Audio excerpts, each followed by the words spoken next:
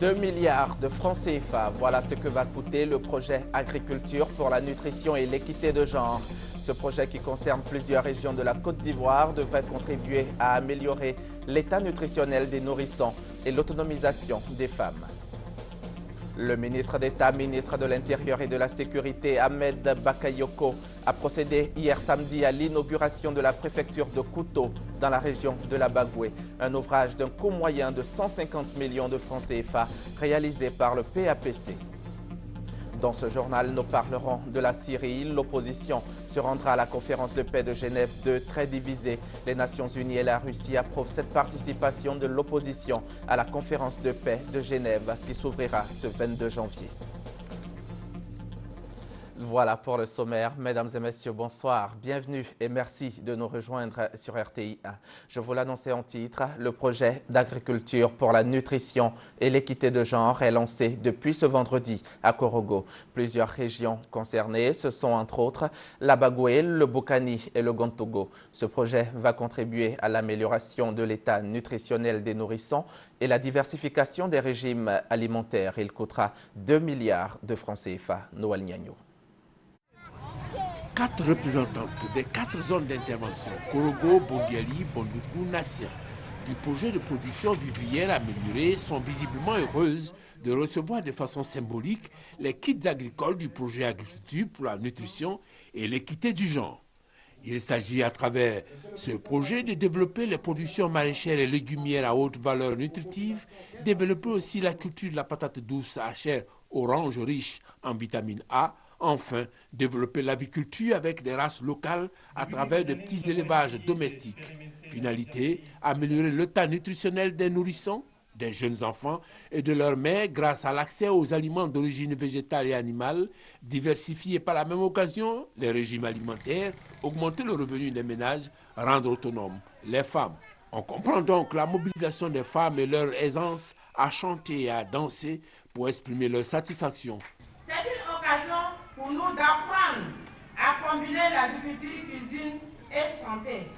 Car avec le projet TIEN, nous serons suivis par des spécialistes en nutrition qui vont accroître nos connaissances dans la préparation de mets diversifiés et riches en vitamines. 60 groupements féminins, soit 2400 ménages, seront directement touchés par le projet, à l'issue d'une identification qui a tenu compte des carences nutritionnelles. Au niveau du choix des localités, c'était vraiment centré sur les résultats des enquêtes nationales de malnutrition. Donc la zone des savanes et la zone des Zanzans sont les 2 zones avec les taux de malnutrition chronique les plus élevés. 2 femmes, l'une ambassadrice du Canada en Côte d'Ivoire, l'autre ministre ivoirien de la solidarité, de la femme et de l'enfant, saluent le choix des populations cibles, les femmes, pour des raisons éloquentes. Le projet Change que nous lançons aujourd'hui, tous ensemble, va transformer votre vie, celle de vos enfants, de vos époux, de votre famille et de votre communauté. Investir dans la femme, c'est assurément investir pour le développement, non seulement de la communauté, mais pour le développement national. Avant de lancer le projet, Sangafoua Mamadou Koulibaly s'est dit heureux de participer à cette rencontre et a pris l'engagement d'assurer le suivi rigoureux du projet. D'un coût de plus d'1 milliard de francs CFA, ce projet permettra de sortir plus de 12 000 personnes de la pauvreté et de la malnutrition. L'opération 1000 réinsérés dans les métiers du bâtiment, toujours en cours. Les clés de 3 préfectures construites dans le cadre de cette opération ont été remises ce samedi à Ahmed Bakayoko, le ministre d'État, ministre de l'Intérieur et de la Sécurité. On le sait, ce sont 18 préfectures qui seront construites sur l'ensemble du territoire national dans le but de restaurer l'autorité de l'État. Gabriel Zani. Les populations de la région de la Bagoué sont en fête. Les clés des préfectures des départements de Kouto, Ouangolodougou, d'Oropo ont été réceptionnées par le ministre de l'Intérieur et remises au préfet des départements sur le site de la nouvelle préfecture de Kouto.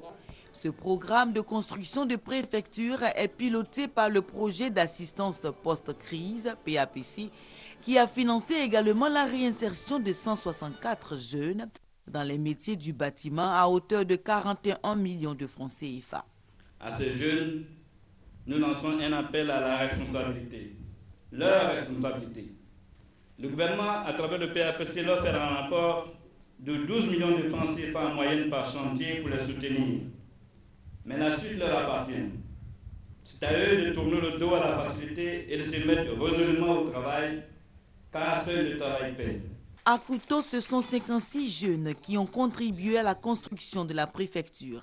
16 des 18 préfectures à construire sur l'ensemble du territoire sont déjà achevées.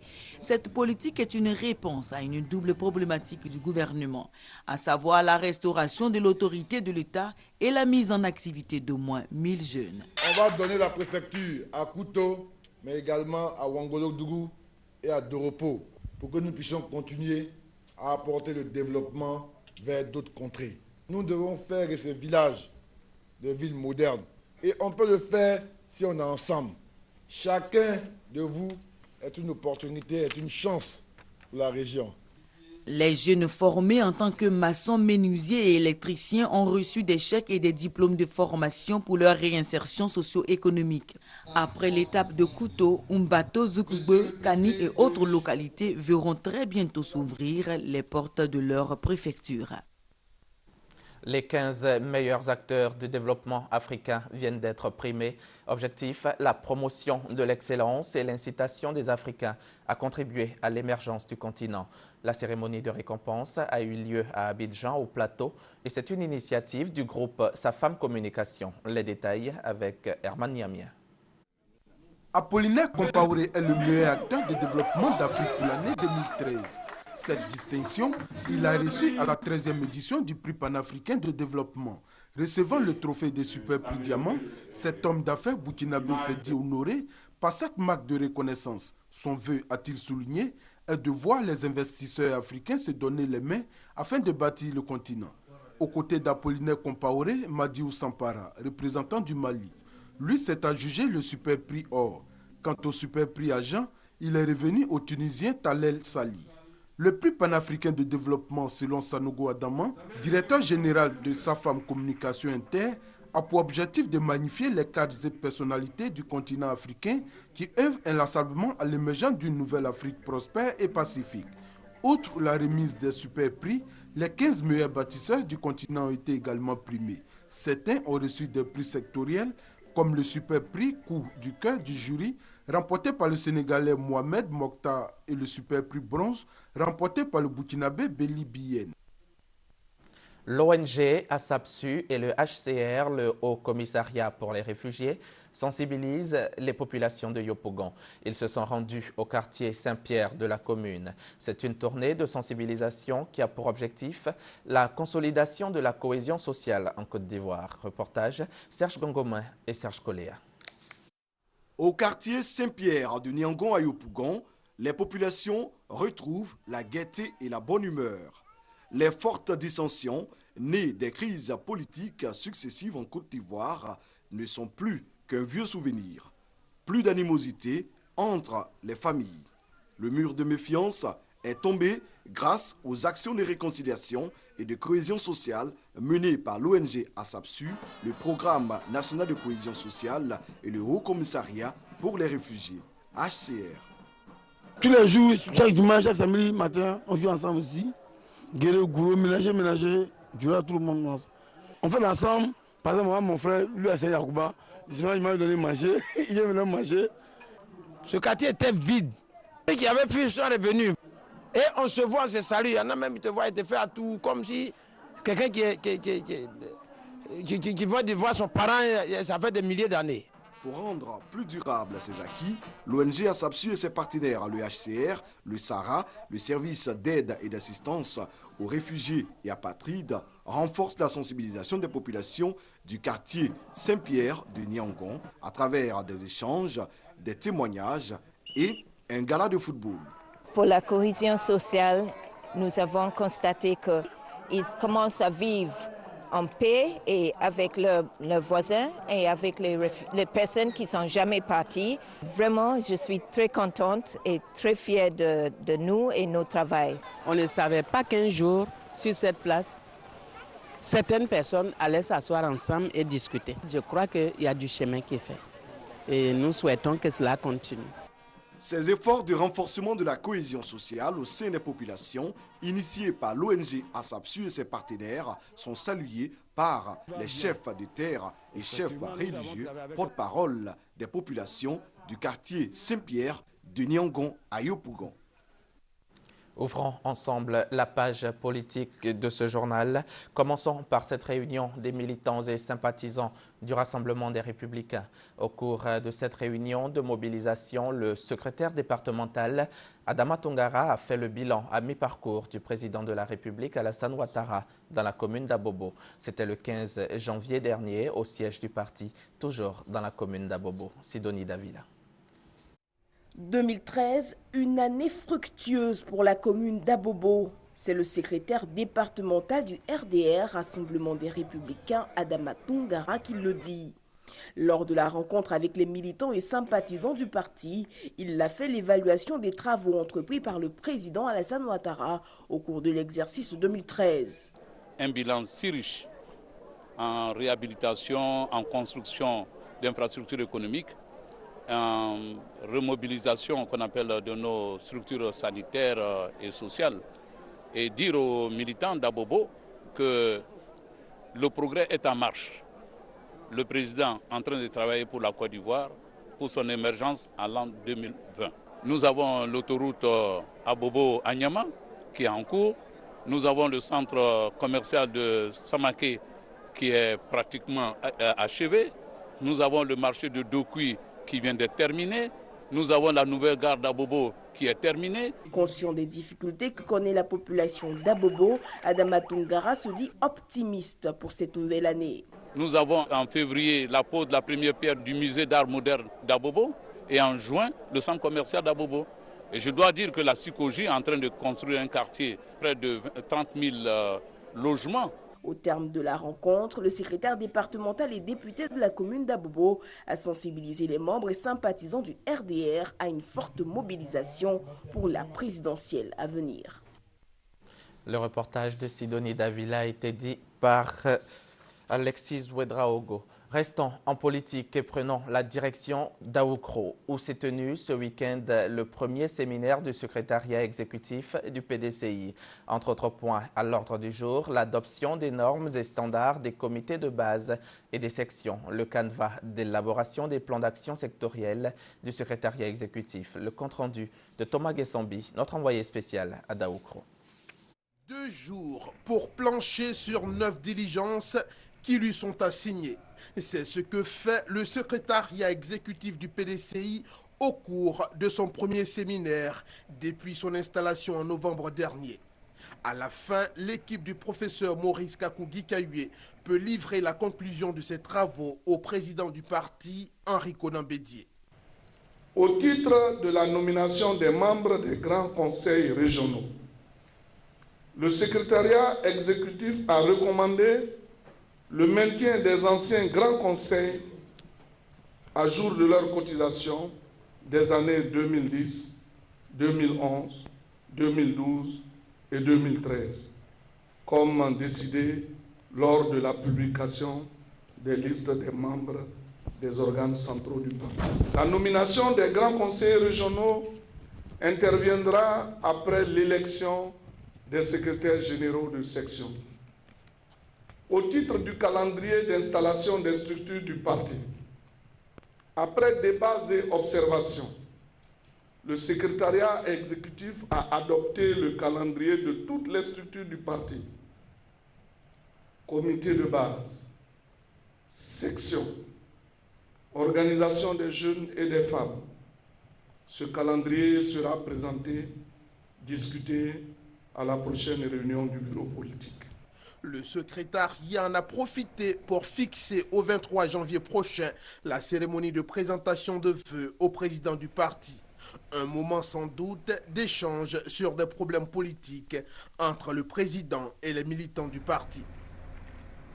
À Bouaké, les acteurs de la vie scolaire ont réfléchi sur la mutation qui s'opère dans le programme des activités de la direction de la vie scolaire. C'est avec l'implication de 8 ministères techniques dans les actions de transmission des valeurs morales et de citoyenneté aux enfants. C'était lors d'un atelier qui s'est tenu en marge du lancement des activités du Festival national des arts et de la culture. C'est un reportage de nos confrères de RTI Bouaké.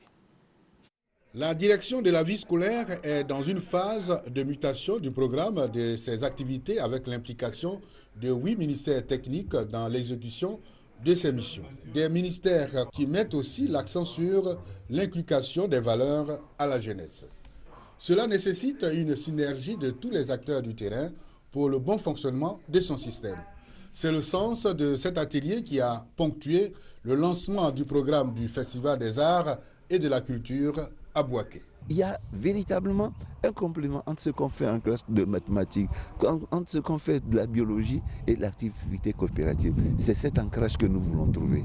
Nous voulons aussi mettre un accent particulier sur la synergie qui doit exister entre les différentes activités de l'école. 2 jours de travaux, les participants ont mené des réflexions sur la nouvelle vision de la direction de la vie scolaire. Nous sommes venus insister sur la nécessité d'inscrire toutes nos activités dans ces projets d'établissement pour qu'on puisse rechercher les financements. La question n'est pas si oui ou non nous devrons mener telle activité. La question, c'est comment on fait pour que ces activités se réalisent. Nous sommes là pour montrer aux enfants comment apprendre à connaître nos coutumes, nos cultures et partant les valeurs que comportent ces cultures dans un futur de leur avenir.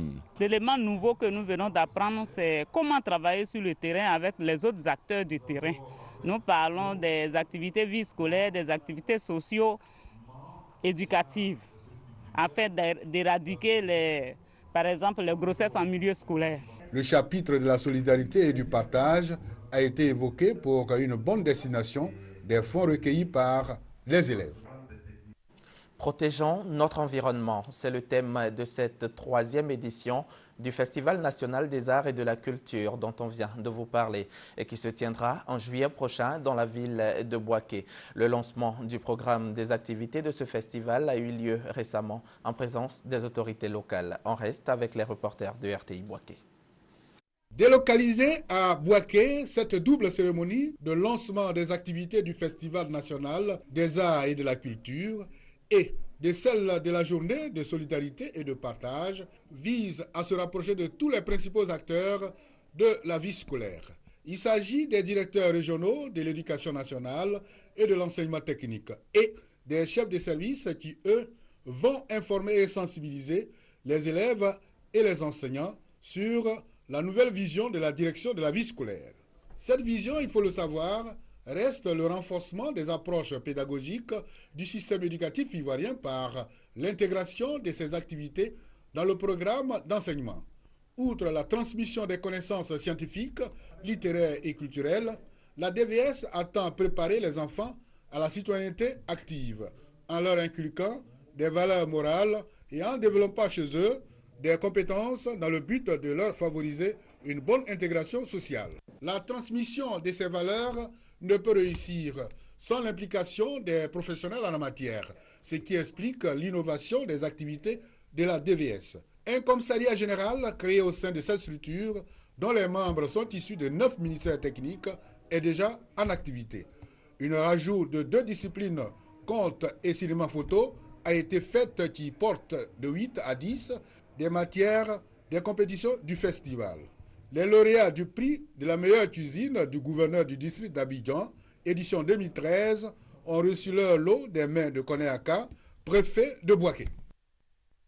On reste à Bouaké pour parler maintenant des travaux de réhabilitation du centre culturel Jakaka. Coût des travaux, 300 millions de francs CFA. Une réhabilitation entièrement financée par le chef de l'État, le président Alassane Ouattara. Initiative française à l'époque de la télévision scolaire dont le siège était à Bouaké, le centre culturel Jakaka devait permettre aux nombreux coopérants français et canadiens de se distraire sainement. Inauguré le 16 février 1974 par l'ancien ministre d'État Auguste Denise, le centre culturel Jakaka a aussi connu les affres de la crise militaro-politique en 2002. Le centre culturel est à 95% de sa première phase de réhabilitation. Une réhabilitation qui prend en compte la salle de spectacle, la clôture, les bâtiments. La deuxième, les autres bâtiments, les bibliothèques, la médiathèque, l'infographie, les infrastructures et les équipements culturels. La dernière, les ouvrages, le mobilier et les équipements audiovisuels et informatiques. Il s'agira à terme de faire du centre culturel Jakaka de Bouaké un lieu de rencontre et d'échange, un centre d'action culturelle. Jakaka aujourd'hui répond à tous les critères du centre d'action culturelle. Quand on parle de cohésion sociale, il faut un espace qui puisse rassembler dans un moule toutes les populations de la commune de Bouaké. D'une superficie d'1 hectare, le centre culturel Jakaka est en plein centre de Bouaké sur l'avenue du même nom qui mène au marché central. Le centre porte le nom de celui qui a fait figure de précurseur en décelant l'urgence des problèmes culturels dès le début de l'indépendance. Ambassadeur, négociant dans le domaine du café et du cacao et député, Jakaka est décédé à l'aube de l'indépendance de la Côte d'Ivoire en 1963. La réhabilitation du centre est financée par le chef de l'État à hauteur de 300 millions de francs CFA. Le centre culturel Jakaka de Bouaké ouvre les rideaux pour donner vie à l'art et aux œuvres de l'esprit à Bouaké. C'était un reportage de Kwadio Kwame. Bientôt, la 10e édition du FICAD, le Festival international de la culture et des arts de Daoukro. Un festival qui a pour objectif de promouvoir les valeurs culturelles et artistiques du Ifou, cette région du centre de la Côte d'Ivoire. Il est prévu se tenir du 12 au 20 avril prochain. Mais le commissaire général a annoncé le programme de cette 10e édition lors de la cérémonie de lancement du festival. Franck Kwadio. Un aperçu de l'ambiance au prochain Festival international de la culture et des arts de Daoukro FICAD, édition 2014. Le FICAD, un festival dont l'ambition, selon son promoteur, est de constituer la vitrine culturelle de la région du Ifou via le département de Daoukro. Et comme cette région est une mosaïque culturelle, favoriser le dialogue des cultures en mettant en avant l'intégration et la paix. Nous pensons qu'aujourd'hui, après tout ce que nous avons traversé dans ce pays, il faut trouver un cadre, une vitrine, n'est-ce pas, pour rassembler toutes les fils de la Côte d'Ivoire, n'est-ce pas, pour magnifier la culture à travers toute sa diversité, pour une cohésion sociale que nous voulons de tous nos voeux. Pour cette 10e édition, environ 100 000 participants attendus et un programme tout aussi divers que varié. Nous allons voir les danses qui viendront de l'ouest de la Côte d'Ivoire, de l'est, du nord, du centre et du sud de la Côte d'Ivoire, pour, n'est-ce pas, fédérer ensemble pour un brassage des peuples et des cultures. Ça, c'est le premier point majeur de cette 10e édition.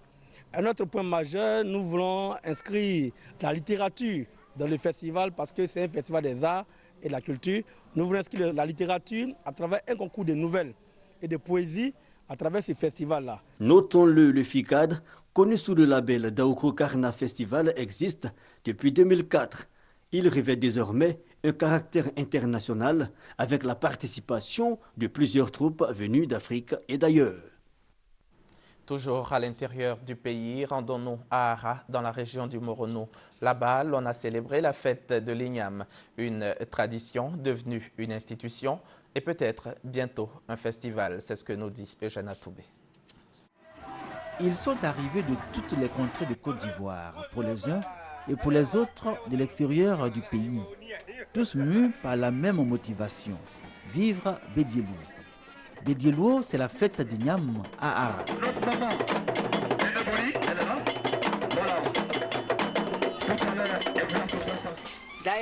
Bédiélou, c'est la revalorisation de nos coutumes et de nos traditions. C'est le moment où les populations d'Ara consomment officiellement la nouvelle Ignam pour marquer l'entrée dans la nouvelle année. En Amérique, ils aiment la royauté aussi, mais ils ne connaissent vraiment pas l'origine et la base. Donc j'ai pris beaucoup de photos que je vais aller montrer à mes patrons blancs et puis à certaines communautés dans lesquelles j'habite. La célébration de l'Ignam est une tradition à Ara comme dans toute la tribu Ayua dont Ara est le siège. Aujourd'hui encore, la tradition est respectée et avec Bédiélo, traduisez le temps de consommer l'igname en Lingani, la célébration de ce tubercule est devenue une véritable institution, fête même.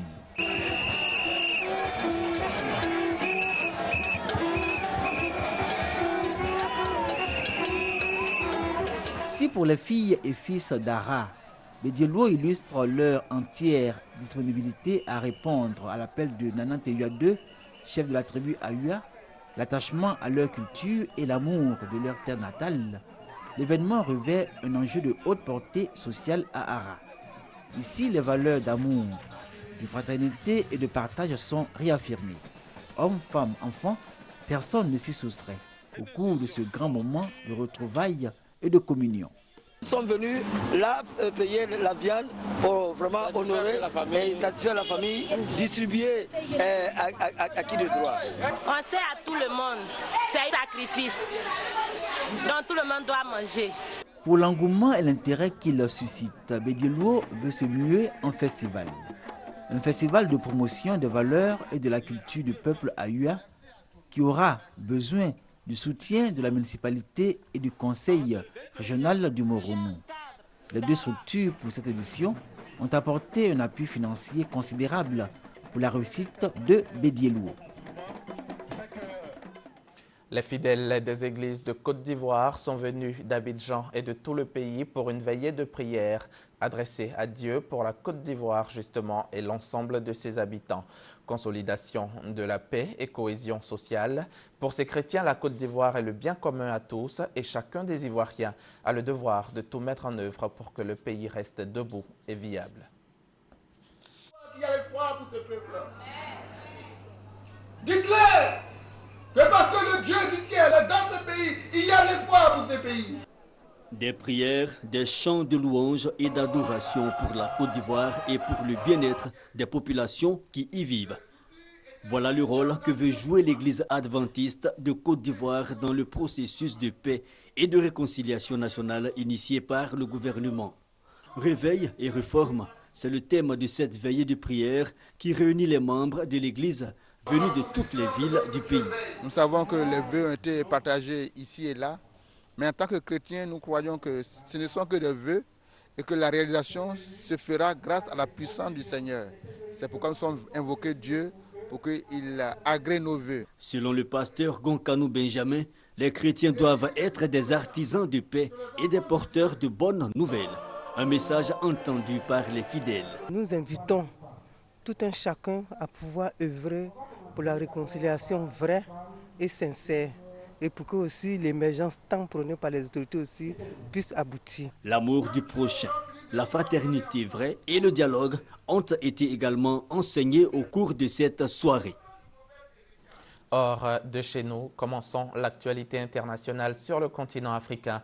Rendons-nous tout d'abord au Mali, au Soudan du Sud et au Cameroun, où Boko Haram continue de sévir. Le chef de l'État malien termine sa visite de 2 jours à Alger. Sous couvert d'une réunion de travail, le président Ibeka vient parler des négociations dans l'impasse avec les groupes armés du Nord Mali. Certains de ces groupes demandent à l'Algérie de jouer les facilitateurs. Problème, les rebelles Touaregs du MNLA ne sont pas d'accord. Ils préfèrent la médiation internationale. Une médiation que Bamako juge trop favorable aux rebelles Touaregs. Le porte-parole de l'armée sud-soudanaise est formel. La ville de Bor a été reprise aux rebelles menés par Riek Machar. Depuis le début du conflit le 15 décembre, Bor, capitale de l'état stratégique du Jonglei, a déjà changé de main 4 fois. La rébellion confirme son repli qualifié de tactique. Des dizaines de milliers d'habitants ont fui la ville, se réfugiant auprès de l'ONU ou des pays voisins. Nouvelle incursion au Cameroun des islamistes nigérians de Boko Haram.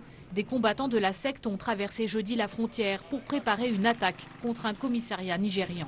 L'armée nigériane a répliqué. Les affrontements ont duré 4 heures. Des obus sont même tombés sur le sol camerounais. Les avions nigérians ont violé le territoire camerounais. Ils ont largué des bombes qui sont tombées pas très loin du bureau de la douane. Bilan selon la police camerounaise, une quinzaine de Nigérians tués dont 2 militaires. Plusieurs blessés aussi côté camerounais. L'actualité, c'est aussi la Syrie. L'opposition en exil a accepté hier samedi à Istanbul, après des semaines de pression occidentale et arabe, de participer mercredi à la conférence de paix de Genève II, avec pour objectif se débarrasser de Bachar el-Assad. Au terme de 2 jours de suspense et après 2 semaines d'atermoiement et de pression occidentale et arabe, l'opposition syrienne a décidé de participer à la conférence de Genève II le 22 janvier prochain. Par 58 voix pour et 14 contre sur les 75 votants, les membres de la coalition nationale réunis à Istanbul ont accepté de s'asseoir à la même table que des représentants du régime. Parce que la table est pour nous le passage vers un objectif unique, celui de la satisfaction de toutes les revendications des révolutionnaires sans exception, avec à leur tête le retrait de tous ces pouvoirs au boucher. Un choix difficile qualifié de courageux et approuvé par Washington, Paris, Londres et Berlin. De son côté, le président Bachar el-Assad, qu'on voit là recevant une délégation de l'église anglicane, il campe sur sa position. Il a averti qu'il n'avait pas l'intention de quitter le pouvoir. Si nous devions nous rendre, nous l'aurions fait depuis le début, a-t-il déclaré à des parlementaires russes de passage à Damas. Sur le terrain, la population syrienne est toujours prise au piège meurtrier, celui des bombardements du régime qui ont encore fait 34 morts, dont 5 enfants samedi dans la région d'Alep, et celui des massacres commis par les djihadistes de l'État islamique en Irak et au Levant, filiale présumée d'Al-Qaïda. C'est la fin de ce journal. Merci de l'avoir suivi. Nos programmes se poursuivent sur RTI.